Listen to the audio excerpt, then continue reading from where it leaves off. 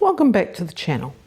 This week on the Kiwi Barefoot Gardener, we're planting a fruit tree to give us a little sweetness for those seasons ahead, giving the roses their winter tidy up, and sowing the first chilli seeds of the year, small beginnings with hopefully a fiery future. So grab your coffee and come wander with me in the garden for a while.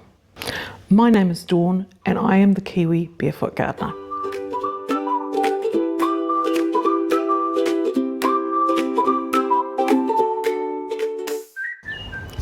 Good morning all. This morning is Sunday the 6th of July. It's wet and cold out here. It's not raining but it's cloudy. But I've got my gardening buddy with me. He's dragged me out. He's been in and out of the house all morning trying to get me to come out, so I am now out.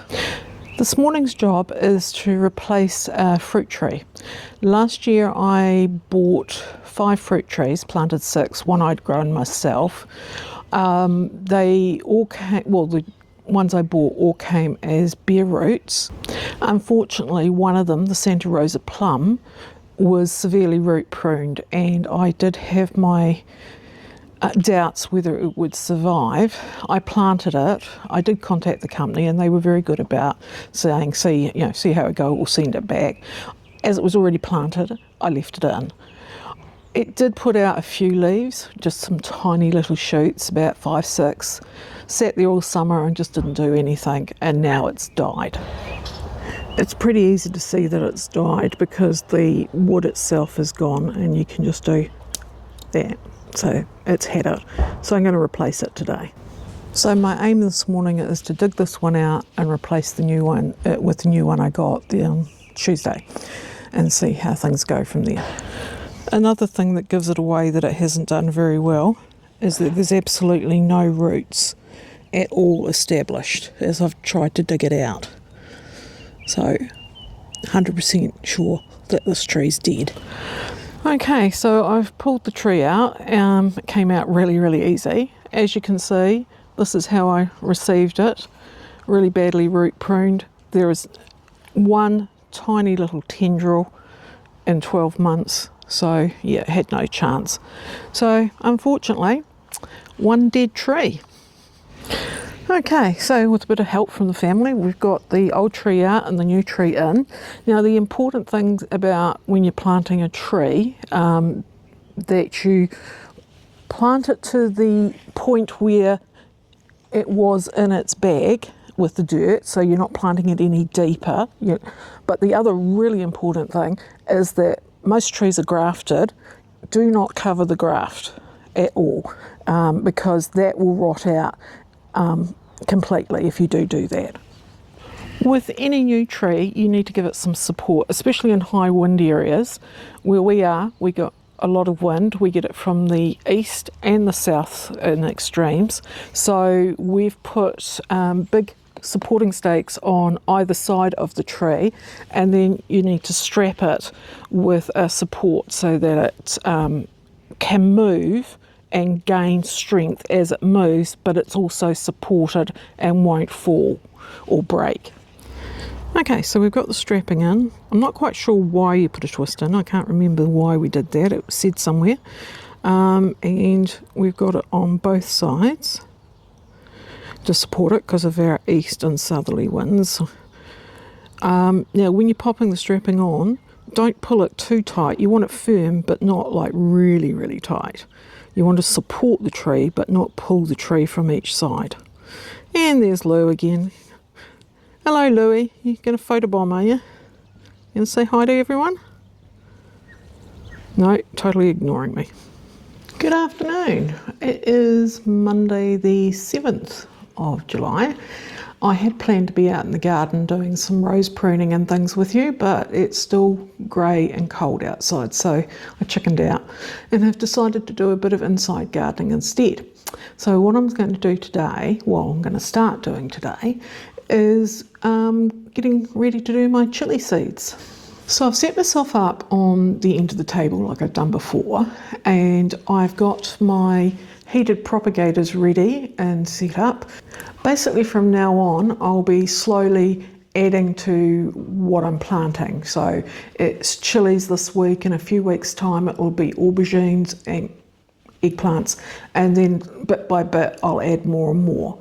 Today I'm going to start off by laying out my chilli seeds, getting some containers labelled because they have to soak overnight for about 24 hours. You don't have to soak them, but it just adds a bit more to the fact that they will germinate in theory, just softens the outer coating. Many of you probably grown chilies for years. I started off with a cayenne type chilli that I was given 2 actual chilies by a friend, and I saved the seeds, and since then I've been growing those seeds on and saving, growing on and saving. Last year I expanded what I grew slightly. I got these ones and they were quite good, and they went in late, so I didn't get a great harvest, but what I got was good. And then I went online and had a look to see who sold chilli seeds other than the main places, because I wanted a couple of specific type ones that I'd heard a lot about, a lot of reviews. So one of those was a lemon drop. I've got them from a company called Ignition Seed Company. I've never tried them before as a company, so other than the fact that their service to delivery was good, I can't give you any other review on that. So I wanted to try this Argy lemon drop, which I'd heard quite a lot about from Jess on Plot 37. She has a YouTube channel. She has an allotment in London and does a lot around chilies. And there is another guy called JB who does a lot around them. He's in the south of England, does a lot around growing chilies and things like that. The other one that I wanted to try was the orange habanero. So got that and see how that goes as well. So it's going to be a bit of a chili adventure this year. The other seed I've got is what they sent with the other 2. It was a wee free gift, and it says it's a mystery packet. I always like a mystery, and it can be anything from a jalapeno through to a reaper. Now, certainly if it's a reaper, I won't be eating it, but I'm going to try some of these as well, just for the hell of it. My other ones are just home safe seeds, and these are from just the original cayenne ones that I've grown year after year, and they make reasonably good chili powder. Now I'm going to do 2 lots of the home safe stuff because I was naughty and I didn't label my seeds properly. So I've got 2 plates of seeds there, 2 saucers. One I'm pretty sure is old seed. The other one that I just shown you, I'm pretty sure is the new seed that I saved last year, but I didn't mark what it was. So I'm just going to do container each of them and see which ones take. So to soak my seeds, it says soak them in warm water overnight, or 24 hours-ish. I've got these little ramekins that we use in the kitchen. I'm going to put some hottish water in to start with, let that cool down to being tepid because I want to warm the actual container, and I'm going to label them with my trusty marker pen so I'm not getting the seeds mixed up. And then what I'm going to do is I'm going to pop them in the heated propagator tray overnight to keep the water warm, and it'll only get to around 18, 19, 20 degrees because those propagators that I've got, the maximum temperature that they churn out is 20 degrees. So I'll bring you down in a sec and show you exactly what I'm up to. So I'm going to get started by labelling each of these ramekins with the name of what I'm going to pop in them.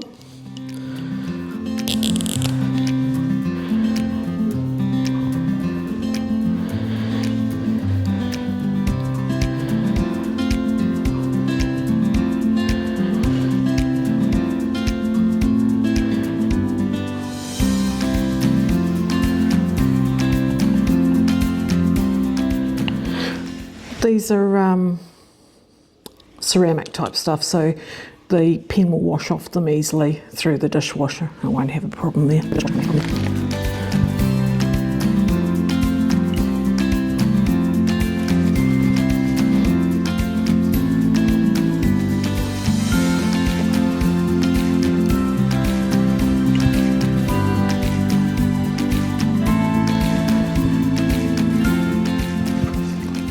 So I've boiled the kettle and I've made up some water.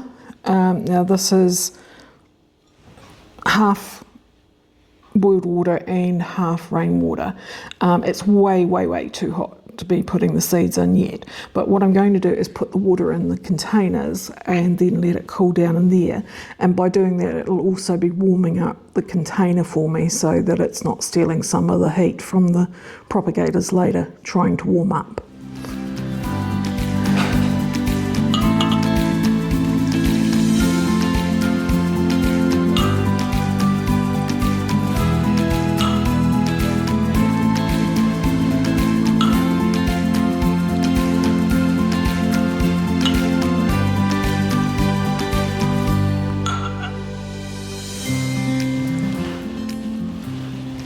It doesn't need a lot of water. I'm only going to be putting about 5 seeds in each of them.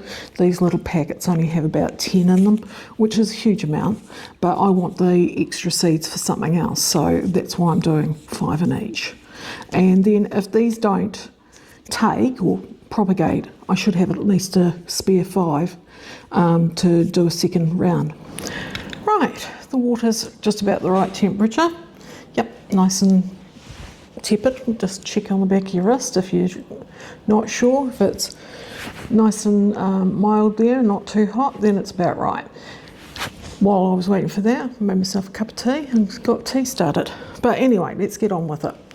So we'll start with these ones, and I'm just going to, I haven't got a lot of seeds left on this one because I planted quite a few last season, but as I said, they were a bit late. What have I got there? Yeah, I haven't got much at all. I've got 1, 2, I've got 6. Oh, I'll go mad and plant all 6 because I can always get a few more for those ones. So just pop them in there and let them sit there.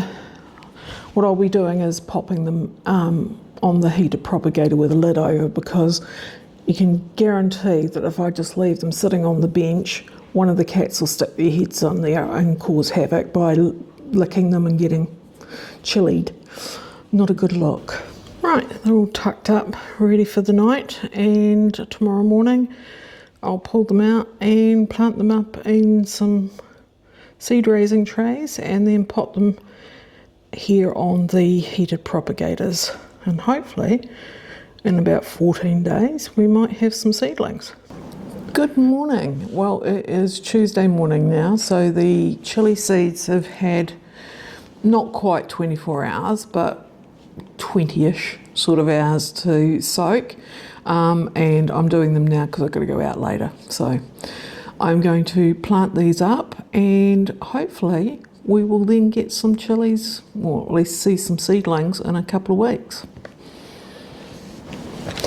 As it's early on in the season and I've got plenty of room on the heated propagators, I'm only going to plant 1 seed per cell.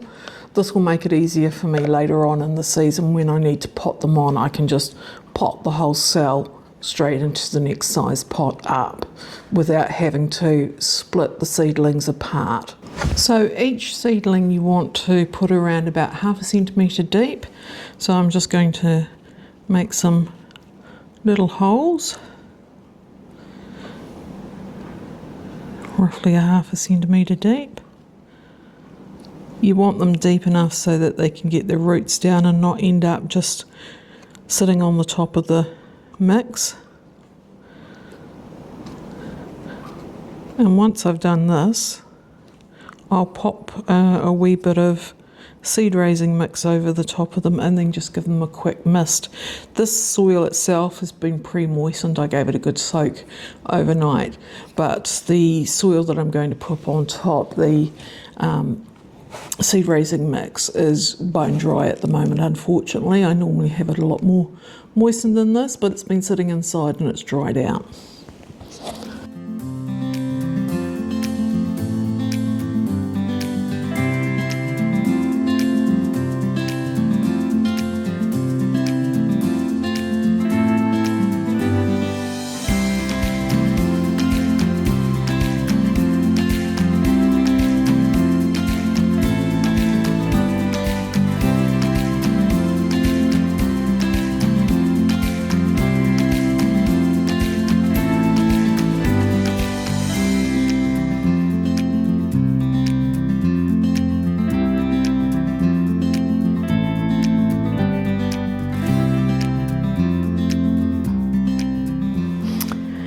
So these were the newer cayenne pepper seeds or chili seeds. I've planted 12 of them. I won't need 12, but assuming that some of them don't come up, but I have another little project for the rest of them, so if they do all come up, all good. So I've got this wee jidget that I use for my seeds. It's nothing special, it's just one of those little lids, but I find it really good. And I've been collecting rainwater this year for my seedlings. And just give them a wee drink, get them started. That's it. And then don't forget to label them. Really important. There's nothing worse than having mystery plants, which we all do get as the year goes on, because we pot things up and sometimes forget to put the label in the one that we just repotted, especially when you're doing like half a dozen at a time. The other thing that helps is to date your label, so you know when you put them in. I can never remember, and if I write it on a bit of paper or put it in a diary or something, I end up forgetting.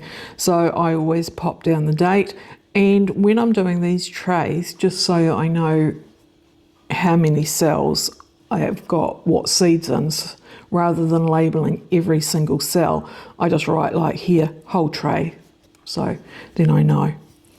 If I'm only doing like 6 cells, then I'll write 6 cells. Right, I finished putting in all my chili seeds. They're now sitting on the heated propagator. They really do need to be warmed.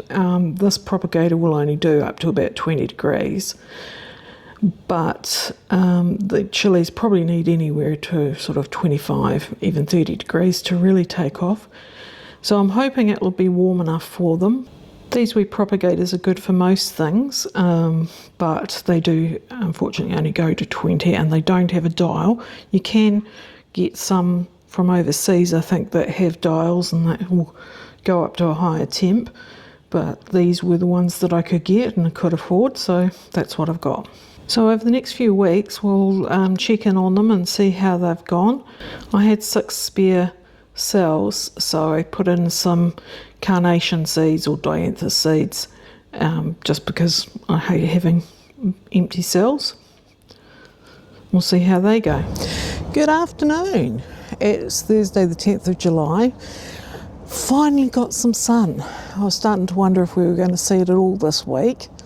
The weather tomorrow is meant to be horrible, so I'm getting out here while I can, and I'm going to attack the roses and start giving them their annual haircut. So I'll go through with you about rose pruning and we'll see how far we get with it today. Now these are bush roses, but the theory of pruning roses is basically the same across most types. The first thing you want to do is address the diseased, damaged and dead branches. Once you've got that sort of where you want it, then you can look at actually shaping your bush. I tend to prune quite hard. Roses can take it. I tend to cut mine back through to about 1/3 of their size that they were over summer. Some true rose experts would probably be absolutely horrified at that, but I've been pruning roses for around about 30-35 years, and I've always had good results from that. So I'm going to bring you in a bit closer and we'll have a look at it. So I'm going to be headless with this, but one of the really important things is to have a pair of reasonably sharp secateurs, because you want to actually cut, not munch, the branches, and make sure that they're reasonably clean. These are a bit grubby, but they have been wiped down with an alcohol wipe, so they have been cleaned as far as disease is concerned. So looking at this particular area that we've got here for disease, damaged or dead, okay, there's not really too much there. I could probably tidy up this wee knob a bit.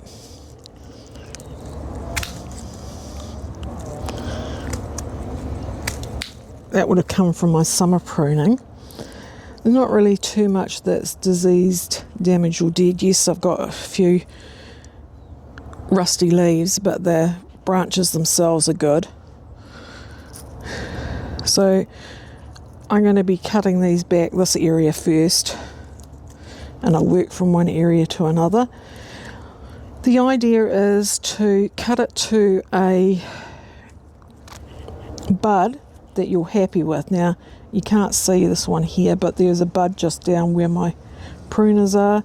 You cut at a 45-degree angle above the bud and snip. And that's it.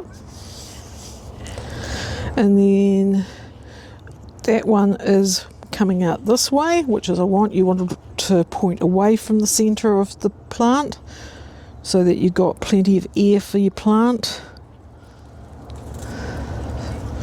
And for this one, you can see, maybe I'll see it just there, it's right at the bottom of your picture, just down here. I'm going to snip that one.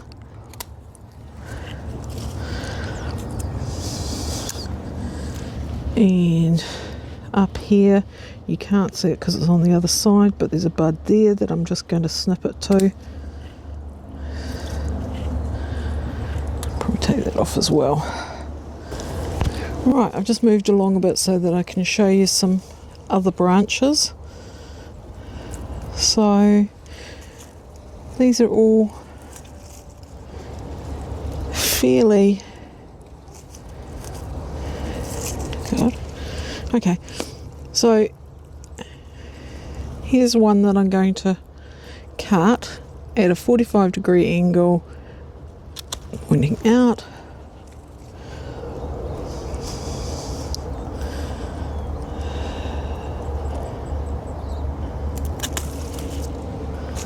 As well as taking off the diseased and dying branches or damaged, you want to take off anything weedy, and this is fairly weedy, so I'm going to take it back to a main stem there. Just cut it there. Buds there, it's pointing outwards. Looking at this one here, ouch. No, I'm not wearing gloves.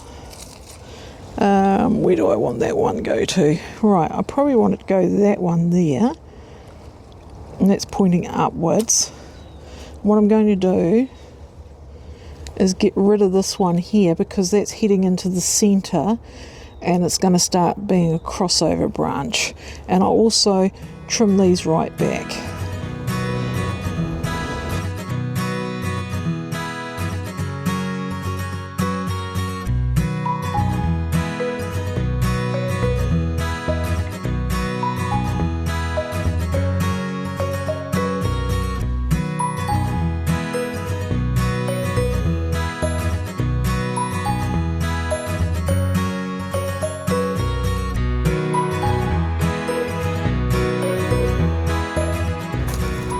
Right, I've been chopping away for a few minutes off camera, and as you can see, I've started to open up this area, get rid of some of the crossover branches, and try and just keep the stronger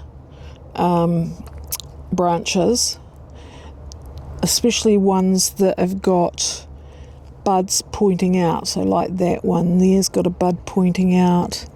That one's there's got a bud pointing out. That one's got a bud pointing out. So that's what I'm aiming for. Taking anything diseased or damaged, and stand back and have a look at your shape of your bush. When you get to a certain point, you think anything else needs to go. I'm starting to think, even though I've pruned this one back, that this here probably needs to go because it's in the centre and it's going to cross over into here during the summer. So I might just take that one out. It's older wood, so it's going to be more difficult, but there we go. There we go, that just opens it up in the centre a bit more, and with more air you're less likely to get diseases like rust, etc.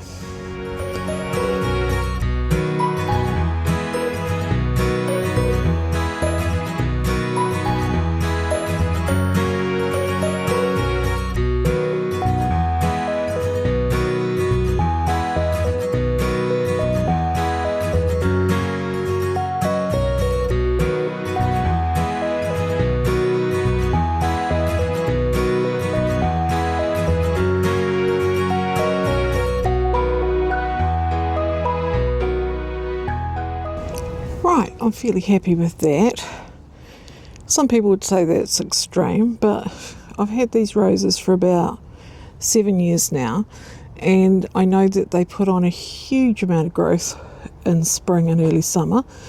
So cutting them right back like this does them a world of good. Now the stake that you see in the middle was from when they were younger roses and they needed some support.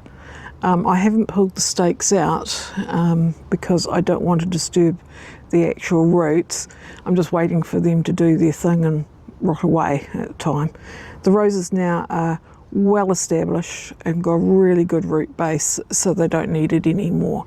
In the first couple of years they did, because this is a particularly windy area in spring. The southerly comes ripping right across here and the poor old roses used to get bashed, something dreadful. Pruning roses isn't really that hard. A lot of people make it sort of sound harder or sound scary. The scary part about it is the prickles. That's the worst part, and getting cut and jabbed with them. Just a little note, if you do get a rose thorn into your skin, it is important to get them out because they can cause nasty skin irritations. Roses are really hard to kill and they'll last years and years and years. Some roses are, 30, 40, 50 years, just depending on where they are and how well they're looked after. As we discussed in an earlier vlog, I had tidied these up, weeded the area, and had put mulch down in early to late autumn. I will just leave that area now. I don't throw a lot of fertiliser on it during the summer. I do give it a wee handful of sheep pellets at some point.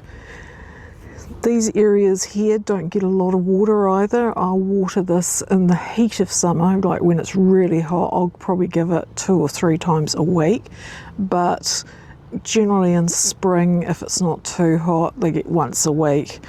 They're surrounded by lavenders, and the lavenders don't like a lot of water. They're more a dry area plant. Now, as I said, these are bush roses. Pruning standard roses isn't much different, except for, of course, you take it from the crown at the top of the standard rose. And pruning something like a carpet rose, some people just take shears to them and just, like a hedge trimmer, and do them. I used to have quite a lot of them, and I would like to give them a good clean out at least once every 2 years, but generally every year, and I used to get some really nice growth from them.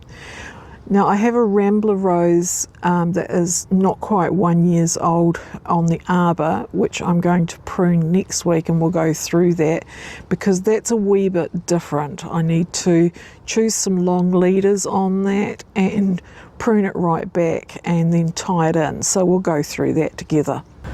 Now I'm just going to work my way through the rest of these roses and enjoy the lovely sun, and I'll show you them when I've done for the day. I probably won't get through all of them. Never know, I might surprise myself.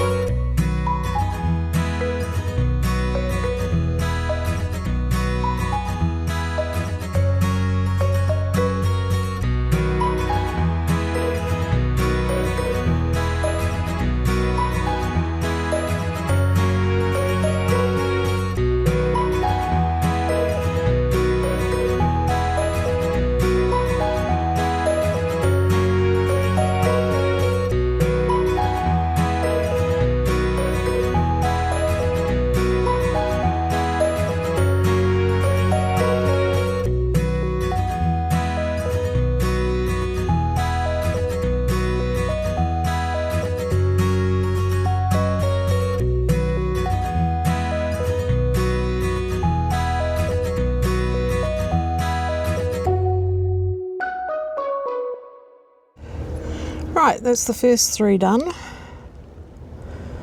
Along there, I've got 3 more to do. Back the other way. And then I'll have the ones out the front to do as well, plus the rambler. Good morning. It's time for a coffee and a chat. Gosh, the weather's been dreadful this week. I hope those who have been severely affected by the weather are okay, and I hope that you're able to get over the flooding quickly and get back to normal. I know from experience through the earthquakes, it can be really heartbreaking to see what you've been doing completely destroyed, so my heart goes out to you. I'm excited about getting the fruit tree. Was a bit disappointed about last year's one being dying so quickly. However, it's going to be a few years before the tree actually starts putting fruit out. It's about a 2-year-old tree now. But if it does, for whatever reason, start to put fruit out, I'll be removing it so that the tree has all its energies put into actually putting in some really good roots and establishing itself. With getting the chillies in, it's the beginning of the growing season for me. So it's the beginning of the 25-26 growing season, so that's exciting. Over the next several weeks, we'll keep an eye on what the chillies are doing. We'll do a bit of a chilli watch and see if they pop up, what sort of propagation rate I got, and whether I need to plant any more. On the Thursday afternoon, I actually did get all 6 roses pruned, plus an extra one over on one of the other beds. I'll put some links down in the description around rose pruning, how to do it. If you want some of them, a couple of the links have got some really good visuals on what sort of cut to make if you're a wee bit unclear about the 45-degree cut. Next week I'm planning to tackle the rambling rose, so that will be good. It's a 1-year-old rose now, just coming up 1 year since I planted it, and it's taken off really well, but it does need some training and trimming.